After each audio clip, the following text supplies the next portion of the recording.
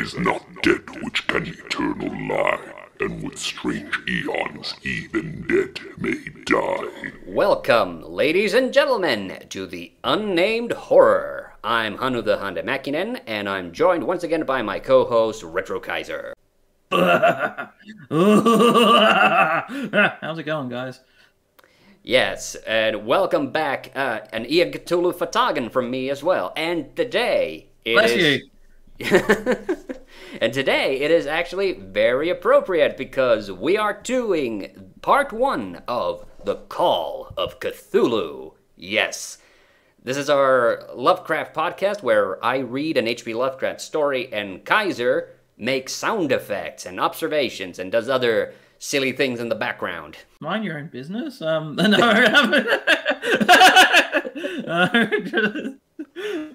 No. Yep, Yes. I'm the sound effects guy. Yes.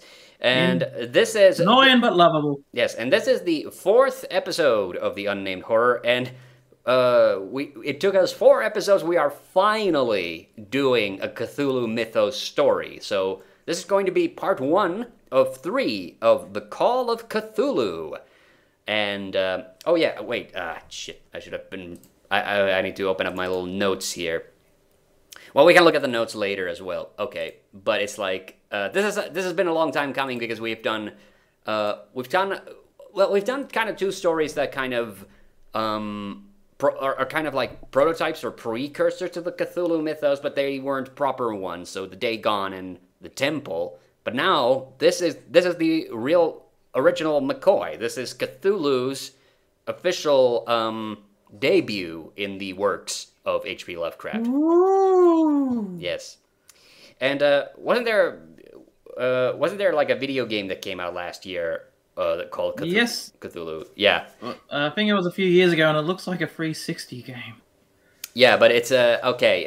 But just to remind, or maybe even warn people ahead of time that game, despite the title, is not actually based on this story. I think it's based on a different H.P. Lovecraft story, but not this one specifically. And this is also kind of a weird, even though Lovecraft... Yeah, H.P. Lovecraft stuff tends to get that better. Like the movie Dagon's got nothing to do with Dagon. Yeah, it's based on a different... Yeah, it is weird. There's like this mismatch with the titles and what they actually relate to. The thing about this one, and we are going to split this over 3 different unnamed horrors, because these stories, unfortunately, are this story in particular is split off into sections of various length, and each of these is going to take about as long for us to do as just one of the stories that we've already covered. So that's the reason we're doing this. And also, this is an interesting... Lovecraft did do these short stories that were split off into segments, and, Herbert West, the Reanimator, is, like, probably the most famous example. Color Out of Space is also like that, and the Dunwich Horror is like that. But this is different because each of the 3 parts of the story... it's been a while since I've read this, but I don't think that I think they all have different narrators, or if they don't have the different narrators, they at least tell 3 distinct stories. And so today we're going to do part 1, which is The Horror in Clay. And this is specifically, if you've seen that drawing, the sketch, the side profile of the Cthulhu statue that sometimes gets thrown around. So this is where that particular drawing is, or this is the part of the story that particular drawing alludes to. Anything else you want to say here at the top of the show before we get it moving, Kaiser? Side note, the Metallica song Call of Cthulhu is a really good song. Okay. So that's a dorky thing to say, but it's true. So Metallica also has it. I know there's is it Cradle of Filth also has a Cthulhu Yep. one. I've actually used clips of that for the intro. By the way, we will probably have a different intro for this podcast from the previous ones because unfortunately I can't use that other one anymore. We'll figure it out. But now, let's get on with the story, The Call of Cthulhu, Part 1, The Horror in Clay. The most merciful thing in the world, I think, is the inability of the human mind to correlate all its contents. We live on a placid island of ignorance in the midst of in the midst of black seas of infinity, and it was not meant And beyond! Yeah, and it was not meant that we should voyage far. The sciences, each straining in its own direction, have hitherto harmed us little, but someday... What was that? That was slithering. Slithering? Okay. No, just thought it'd be funny. Hivering, slithering. Yeah. Bad joke. Bad Okay. joke. All right, moving on. on. But someday the piecing together of disassociated knowledge will open up such terrifying vistas of reality and of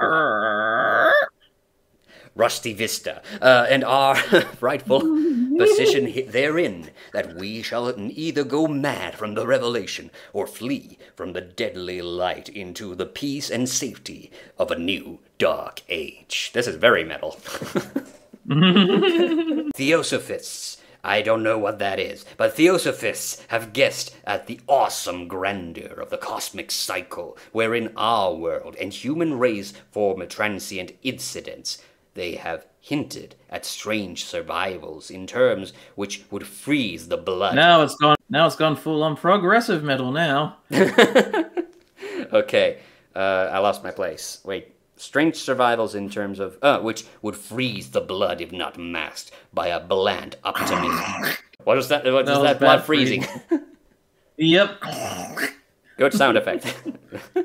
But it is not from them that there came the single glimpse of forbidden eons, which chills me. Hello.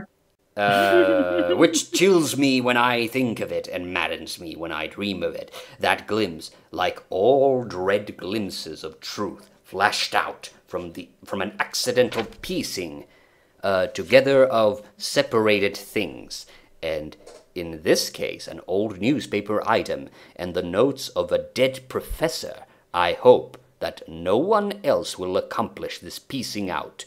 Certainly, if I live, I shall never knowingly supply a link in so hideous a chain.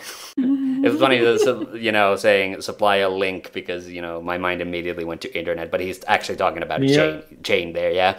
I think that the professor, too, intended to keep silent regarding the part he knew, and that he would have destroyed his notes had not sudden death seized him. Had not sudden death... Okay, there we go. I'm sorry, we are experiencing some lag today, ladies and gentlemen, so sorry if the sound effects will come a little late. But yeah, that was definitely when sudden death seizes someone, we definitely need a sound for that. My knowledge of the thing began in the winter of 1926-27 with the death of my granduncle George Gamel Angle, or Angel. I'm not actually sure. It's ANGELL. I'm gonna go with Angel. Angel sounds, it's what my mind went to first. Well, would it be Angel, as in Angelica?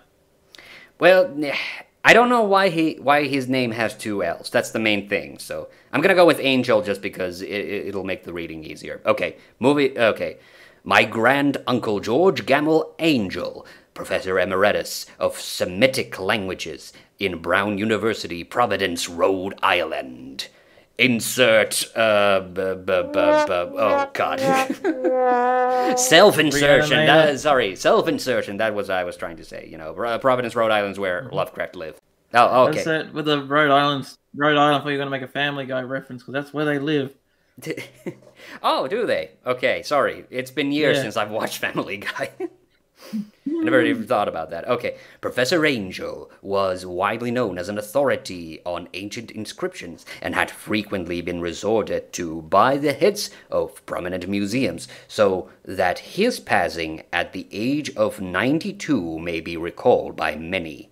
Locally, interest was intensified by the obscurity of the cause of death. The professor had been stricken whilst returning from the Newport boat. Falling sudden. He slipped. Yeah. What, no banana, slipping on a banana peel sound? Okay. Falling suddenly, as witnesses said, after having been jostled by a nautical-looking Negro. jostled by a nautical-looking Negro who had come from one of the queer dark courts on the precipitous hillside, which formed a shortcut from the waterfront to the deceased's home in William Street. And sorry if some people are offended by the use of that particular word, like, Lovecraft used much worse wording, so that's actually pretty mild. Oh yeah, he even named his pets much worse too. Exactly. Physicians were unable to find any visible disorder, but concluded after... Can't find a thing! but concluded after perplexed debate that some obscure lesion of the heart induced by the brisk ascent of so steep a hill by so elderly a man was responsible for the end. Good heart sound effects there. At the time, I saw no reason to dissent from this dictum, but latterly I am inclined to wonder, and more than wonder. Okay, as my grand-uncle's heir and executor, and I mean executor of his, inheritance, not, literally execute. As my grand-uncle's heir and executor, for he died a childish widower. Childless widower. I was expected to go... not childish widower. Oh, you misheard me, huh? Wouldn't be the first time. Yeah. I was expected to go over his papers with some thoroughness, and for that purpose moved his entire set of files and boxes to my quarters in Boston. Much... Wait, you're scuffling around there. Yeah, it's not working that well. Okay, yeah. Much of the material which I correlated will be later published by the American Archaeological Society, but there was one box which I found exceedingly puzzling, and which I felt much averse from shewing to other eyes. I love that. There's that shewing again. As in showing, the past tense of showing. Shoo. Yeah. It had been locked, and I did not find the key till it occurred to me to examine the personal ring which the professor carried always in his pocket. Then, indeed, What was that? Sonic ring sound. Oh, okay. Then, exceeding... Wouldn't that be bling? No, bling, bling, no, bling. That's a difficult sound to make with your mouth. Okay. Then indeed I succeeded in opening it, but when I did... Yes, but when I did, so seemed only to be confronted by a greater and more closely locked barrier. For what... Hello! What was that? Hello! I mistimed it. It was like, saw something great, terrible, and hello! Okay. For what could be the meaning of the queer clay bass relief? Sorry, that's not even a hard word. I just completely misread that. The queer clay bas relief and the disjointed jottings, ramblings, and cuttings which I found. Had my uncle in his latter years become credulous of the most superficial impostures? That is a bizarre sentence. I'm not entirely sure what it means. Credulous of the most superficial imposture. I mean, I was just wondering, if his uncle was He's giving into the supernatural. Oh, okay, yeah. That could make sense. That's what I get from it. Oh, yeah. I resolved to search out the eccentric sculptor responsible for this apparent disturbance of an old man's peace of mind. The bas relief was rough, rectangle... I read it out incorrectly. The bas relief was a rough rectangle, less than an inch thick, and about 5 by 6 inches in area. Obviously of modern origin. Its design, however, were far from modern in atmosphere and suggestion, for although the vagaries of cubism and futurism are many and wild, they do not often reproduce the cryptic regularity which lurks in prehistoric writing, and writing of some kind the bulk of these designs seemed certainly to be, though Though my memory, despite much familiarity with the papers and collections of my uncle, failed in any way to identify this particular species, or even to hint at its remotest affiliations, above these apparent hieroglyphs was a figure of evidently pictorial intent, though its impressionistic execution forbade a very clear idea of its nature. It seemed to be a sort of monster, or symbol representing a monster, of a form which only deceased fancy could conceive.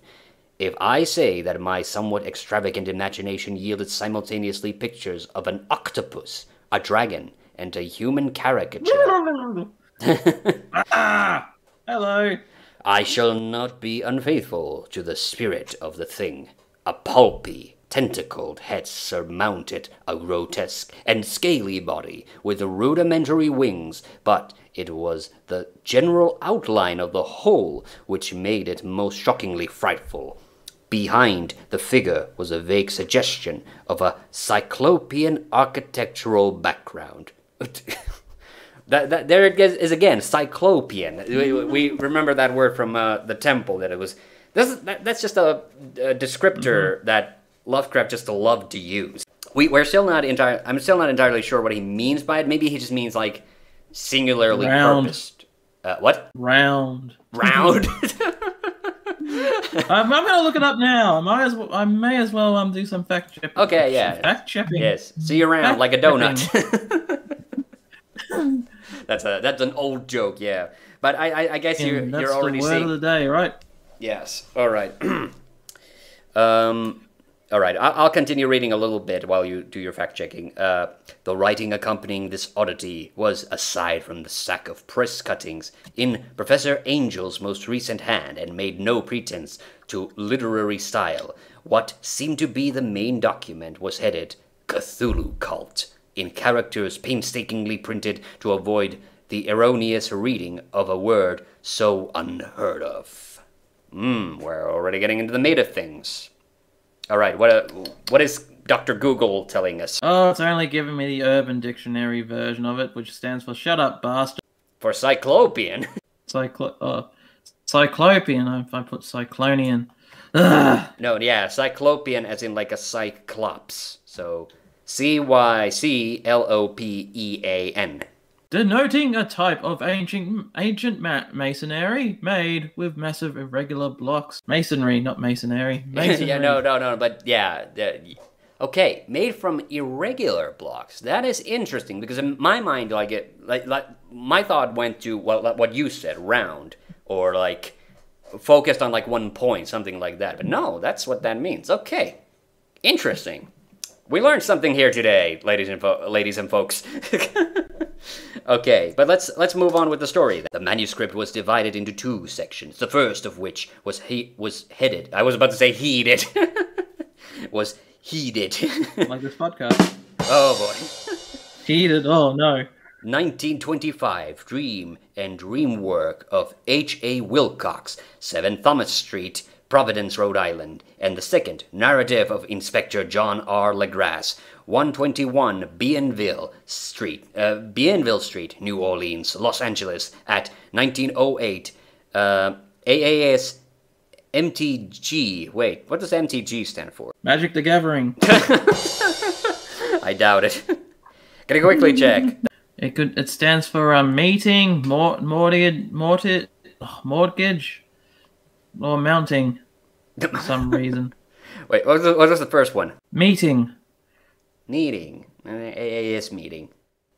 Okay, we'll go with that. Moving on. I have no reason to pick the other ones. All right. Notes on same and Professor Webb's ACCT. Oh boy. So ACCT. That's another.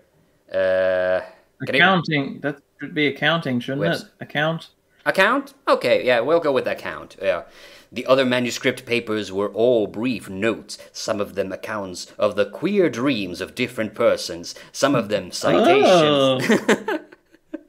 Some of them citations from theosophical books and magazines, notably W. Scott Eliot's Atlantis and the Lost Lemuria, And the rest comments on long-surviving secret societies and hidden cults with references to passages in such mythological and anthropological source books as Fraser's Golden Bough and Miss Murray's Witch Cult in Western Europe. I love. Sorry, I maybe. Made that... Niles, really? Yeah. Yeah, I mean, sorry, I went a little over dramatic there, but this was literally just, that last sentence was literally just a list of books. Oh, God, I was about to say something about, the queer, yeah. What? Beg your pardon. I just love that in this era, queer just meant the same as weird, and that meaning of that word has completely shifted these days, but... It's so funny. It is just so funny to just, whenever you see it, especially in Lovecraft stories, that...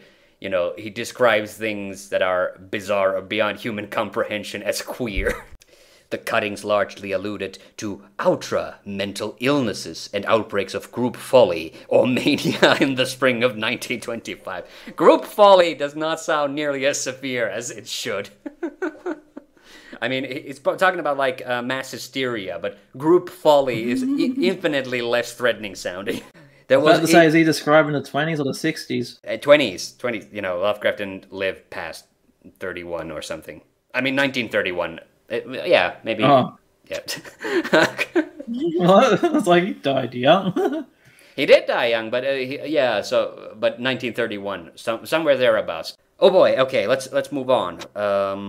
The first half of the principal manuscript told a very peculiar tale. It appears to be that on March 1st, 1925, a thin, dark young man of neurotic and excited aspect... Hello. of neurotic and excited aspect... What, no sound? Hello. Okay. Had called upon... Hello. Yes. Had called upon Professor Angel, bearing the singular clay bas-relief, which was then exceedingly damp and fresh. I love those words. His card bore the name Henry... Blah, blah, blah, blah. How do you spell He's that? speaking the language of the gods. Sorry, I completely... This is a perfectly normal English name, and I completely went off the deep end there. Oh... Sorry. His card bore the name Henry Anthony Wilcox, and my uncle had recognized him as the youngest son of an excellent family slightly known to him, who had latterly been studying sculpture at the Rhode Island School of Design and living alone at the Fleur-de-Lis building near the institution. I'm pretty sure these are all real places, again. All right, so... He's mentioned these places in a few of his stories. Yeah, definitely.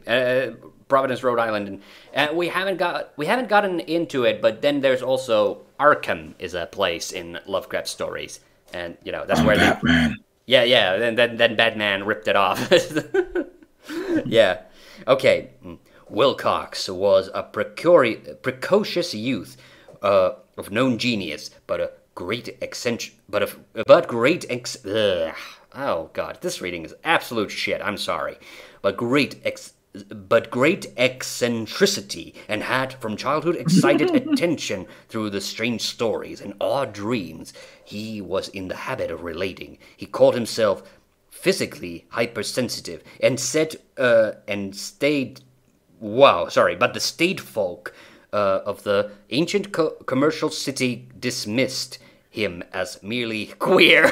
Oh dear. Oh no. I was just gonna say this guy just sounds like a fanboy. A fanboy of what? Ancient horrors? Yep. All right. Never mingling much with his kind, he had dropped gradually from... Turn page. Social visibility. Oh yeah, did you hear it? The boy, poor boy, he's so sensitive. He just fell off the face of the earth. I don't know why I'm talking like Al Pacino. That sounds like Christopher Walken to me. Really? Oh, that is high praise. Thank you. Because I dropped... No worries, William Shatner. Oh god, this is the thing. Like every impression that you try to do, sounds like Kermit the Frog, except when you actually do Kermit the Frog. Mine is I do a celebrity A, he sounds like celebrity B. I remember, yeah, like the Duke Nukem Let's Play you did, and he just sounded like Jack Nicholson the You're entire never gonna time. let me live that one down, huh? No, I'm not. Fucking Jack Nicholson. I don't think I sounded that much like Jack Nicholson. I know I didn't sound very much like John St. John, but like, I think you're giving me too much credit if you think that I sounded at all like Jack Nicholson. Mom, you're my number one. That didn't even sound like Kermit. That sounded like something completely different. Okay. All right. Sorry, I was in the middle of... honor. Please, Kaiser. I was in the middle of a sentence and Okay. I'm trying to collect myself. Sorry. And- Not in public. And was now known only to a small group of, oh god, aesthetes from other towns. I don't know, I have no idea. Aesthetes, I guess someone who is interested in aesthetics. Those are queer folk as well. Okay, moving on. Even I thought that was a bad joke, sorry. No. Even the Providence Art Club, anxious to preserve its conservatism, had found him quite hopeless. I just keep thinking of the queers. Oh no. Oh my gosh. Yes. All right. And no insult to anybody. We're just a couple of idiots reading an old story, so, you know. Moving on. On the occasion of the visit, ran the professor's manuscript, and the sculptor abruptly asked for the benefit of his host's archaeological knowledge in identifying the hieroglyphs on the bas relief. This is another one. Sorry, the side tangent. I'm never sure if I'm supposed to say hieroglyph or hieroglyph. But I think I'm saying hieroglyph. This is funny because I had a lesson a couple of weeks ago where I was talking to the kids about methane, but I kept saying methane, and then I couldn't stop saying methane. I'm not sure if that was right. What's your stance? It's like the aluminium sort of thing, isn't it? Yeah, which one do you say? Aluminum. No, I mean methane or methane. Methane. You say methane, yeah, okay. I don't know, I just started saying it. This is funny because I'm teaching IB biology, but that's not related to this. Let's move on. Can you say that word one more? Can you say that word one more time? Which one, methane or hieroglyph? Or methane? The methane. Yes. Say methane one more time. Methane. No, you're actually quite insane if you ask me.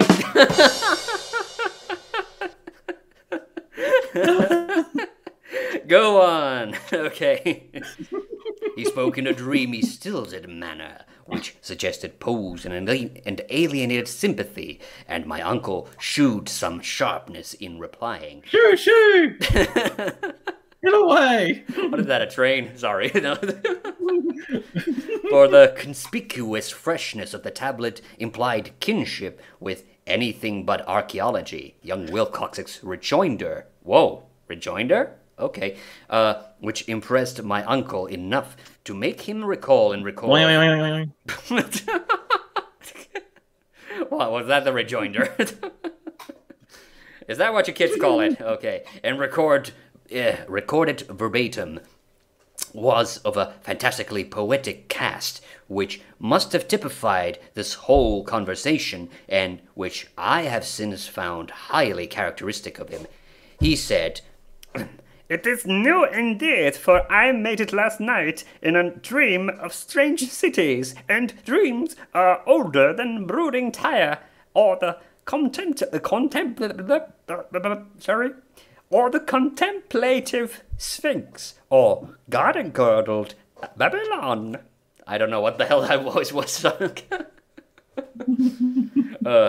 Just sounded like German scientist to me. Yeah, I guess I was trying to go back to the temple a little bit when I did the joke, scratch and sniff voice. Then maybe I should do another reading with that. That might have not been appropriate enough. Wait, this guy was called Wilcox. Yes. Is Wilcox a Scottish name? No answer. I befuddled Kaiser. You cut out there. Sorry. You I cut asked out if there. Wilcox was a Scottish name. Either that or Irish, one of the two. Okay, I'll do it once more with a Scottish and an Irish accent. It is new indeed, for I made it last night in a dream of strange cities, and dreams are older than brooding Tyre, or the contemplative Sphinx, or garden girl Babylon. I'm not gonna do the Irish one. That was terrible. Enough as is. Moving on. It's always when there's usually not a lot of dialogue in it. Oh, Wilcox is from German. Okay, so the first one was actually closer. Comes. Okay, but I'm not gonna keep doing that line. But it's funny because there's usually not a lot of dialogue in Lovecraft stories, so I'm never sure what to do with them when we are all of a sudden I'm already doing a voice. I suddenly have to jump to doing a different voice. Okay, but moving on. It was then that he began that rambling tale which suddenly played upon a sleeping memory and won the fevered interest of my uncle. There had been a slight earthquake tremor the night before, the most considerable felt in New England for some years, and Wilcox's imagination had been keenly affected. Upon retiring, he had an unprecedented dream of great cyclopean cities of Titan blocks, and the sky-flung monoliths all dripping with green ooze and sinister with latent horror. Hieroglyphs had covered the walls and pillars, and from some undetermined point below had come a voice. That was not a voice. Oh, yeah, okay. Had come a voice that was not a voice. A chaotic sensation which only fancy could transmute into sound, but which he attempted to render by the almost unpronounceable jumble of letters. Cthulhu, fhtagn. This verbatim jumble was the key to the recollection which excited and disturbed Professor Angel. He questioned the sculptor with scientific minuteness and studied with almost frantic intensity the bas-relief on which the youth had found himself working, chilled and clad only in his night-clothes, when waking had stolen the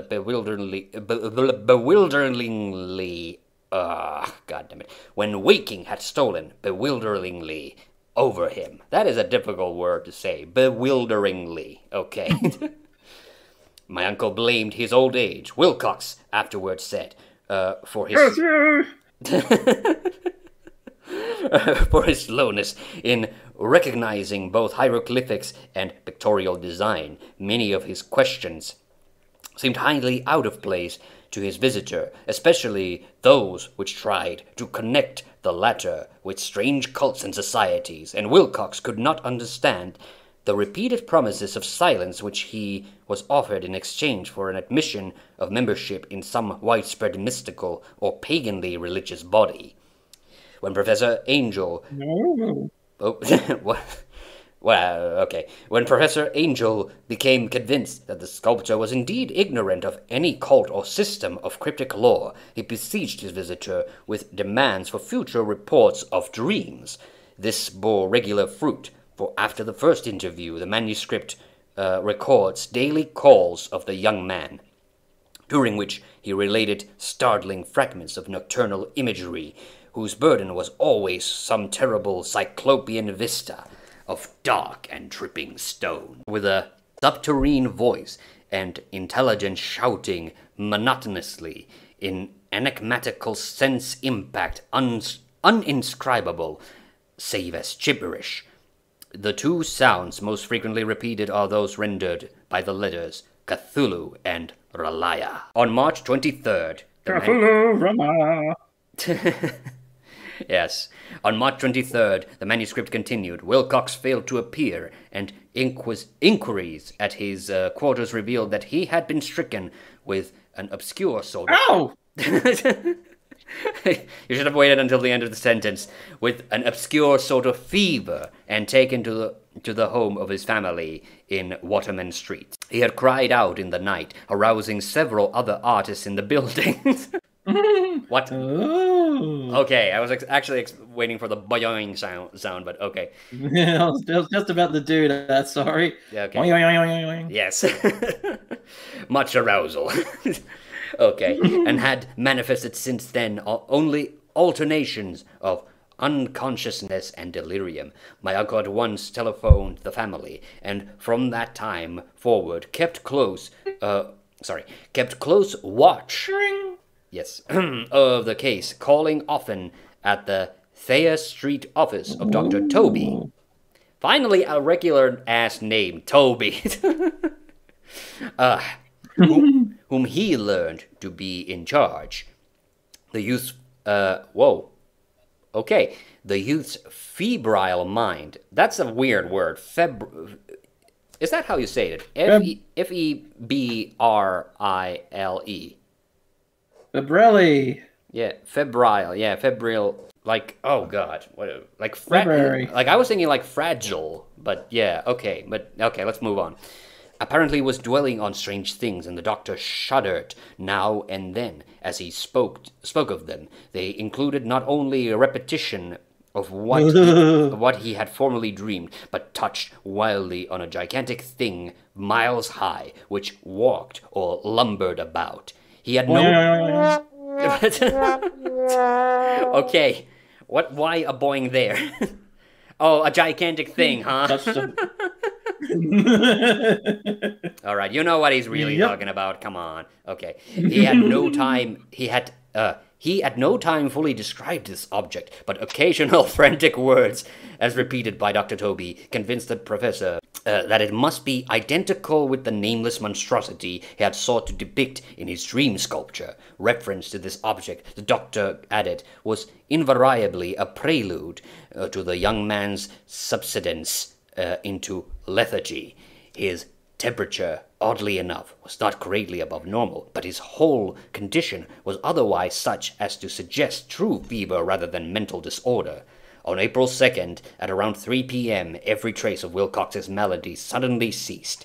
He sat upright in bed, astonished to find himself at home and completely ignorant of what... Boing. Oh, okay. Astonished to find himself at home and completely ignorant of what had happened in dream or reality since the night of March 22nd.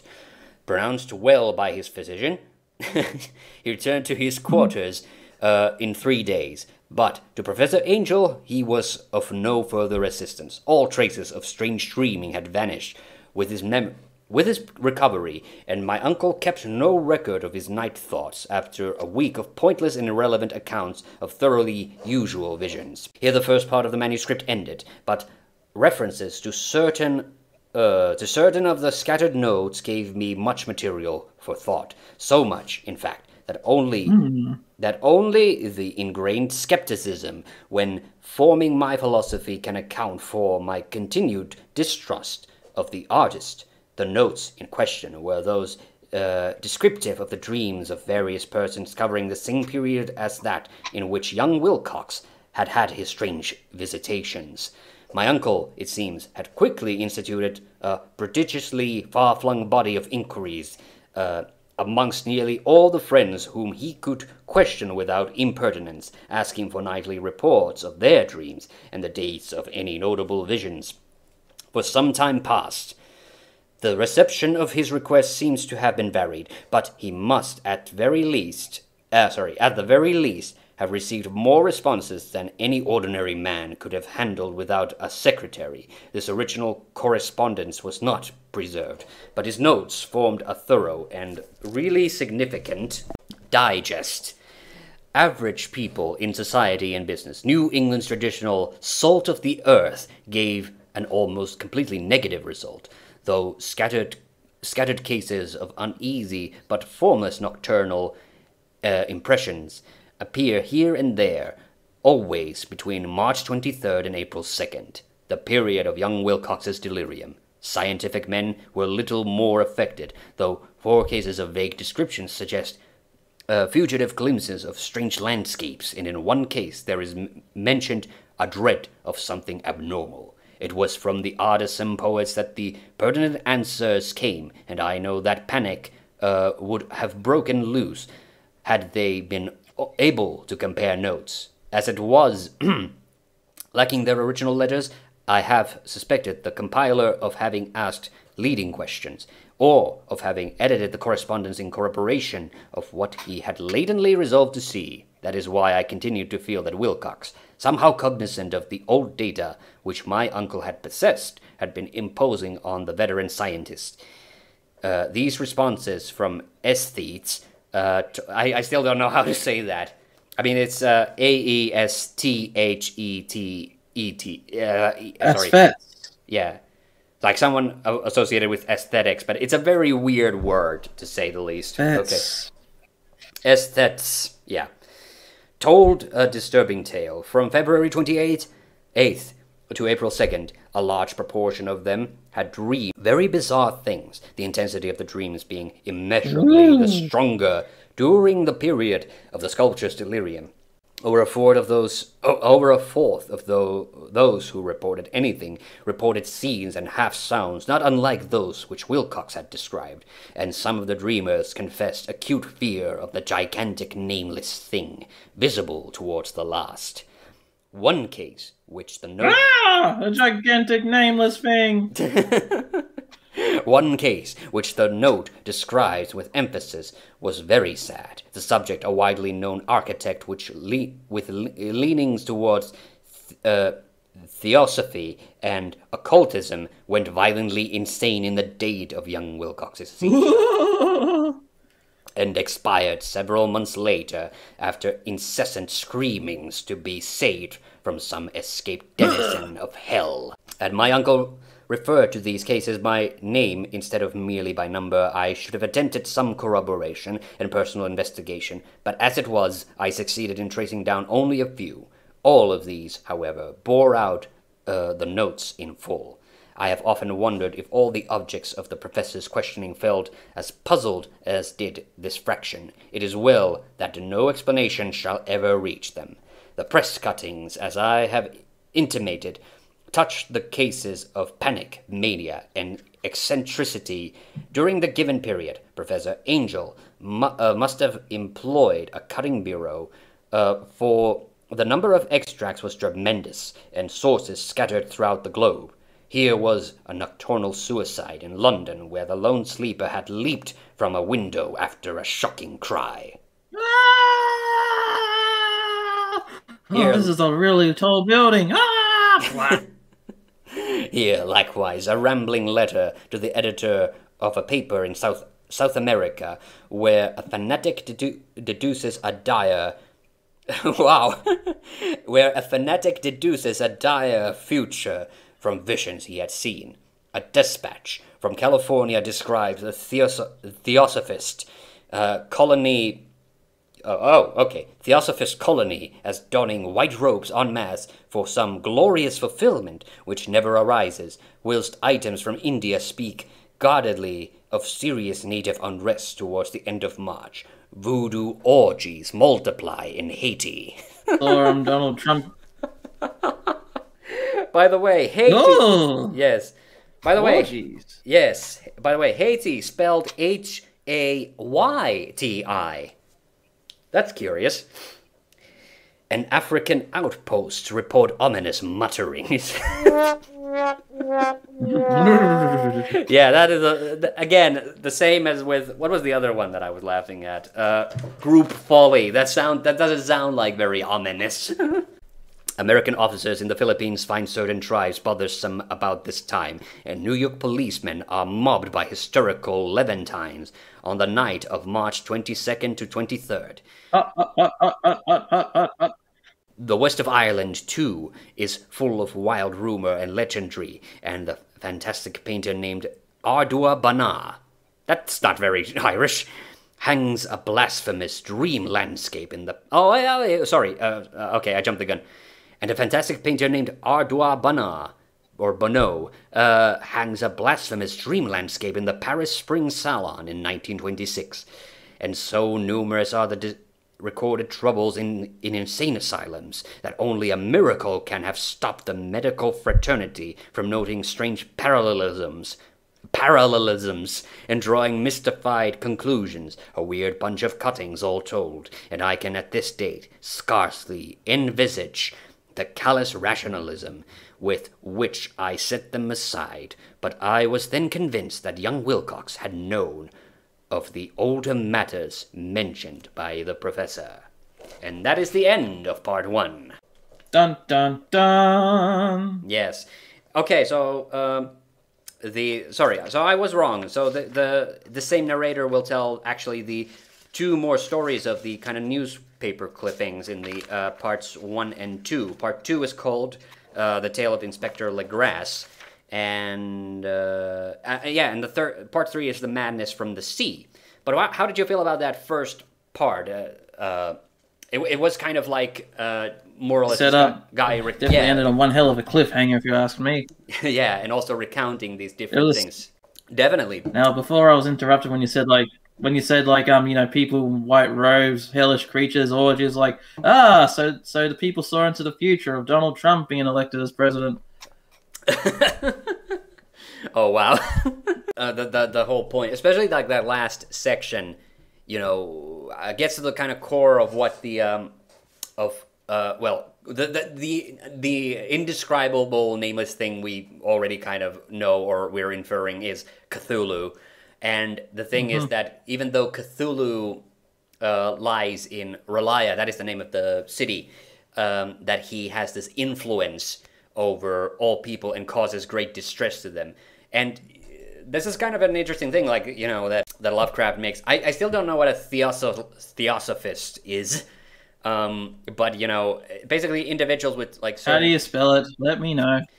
TheOsophist. Theosophist. But fist, but spelled differently. But yeah. Oh, someone that studies religious philosophy. Well, I was thinking that speculation that it had something to do with theology. So I know theology. So yes, okay.